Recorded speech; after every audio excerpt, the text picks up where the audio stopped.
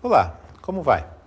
E o nosso tema é o momento da linguagem oral e escrita.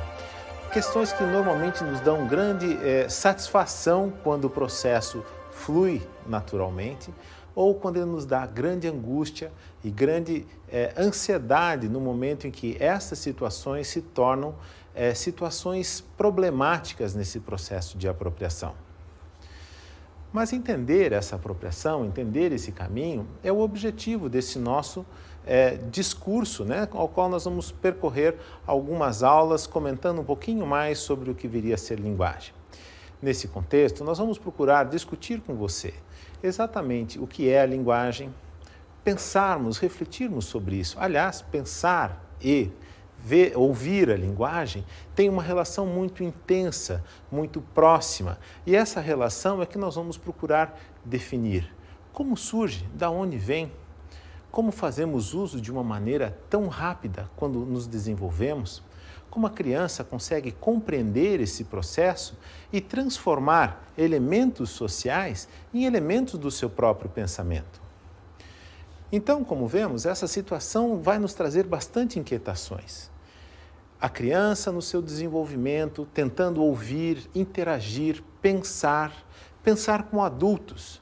Adultos que trazem histórias de vida, histórias de linguagens, histórias que traduzem situações contextuais e situações de interação por onde esses adultos trouxeram.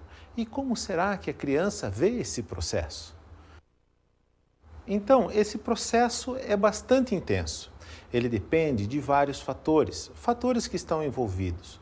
O adulto, as suas linguagens, ou seja, o seu modo de falar, os seus signos culturais ou as suas representações de mundo, que vão ser traduzidas naquela experiência que a criança vai então se apropriar.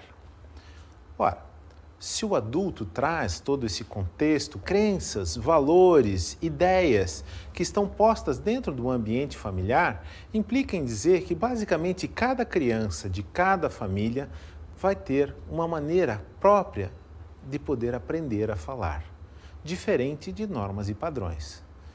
Ou seja, como será então que essa linguagem se dá? Também mais uma questão que nós gostaríamos de discutir com você ao longo do curso. De onde ela vem? Muitas vezes, culturalmente, nós conseguimos ouvir algumas pessoas dizer assim: espere, aguente um pouquinho que seu filho logo falará. Será? Qual o papel que existe da interação e do adulto nesse contexto?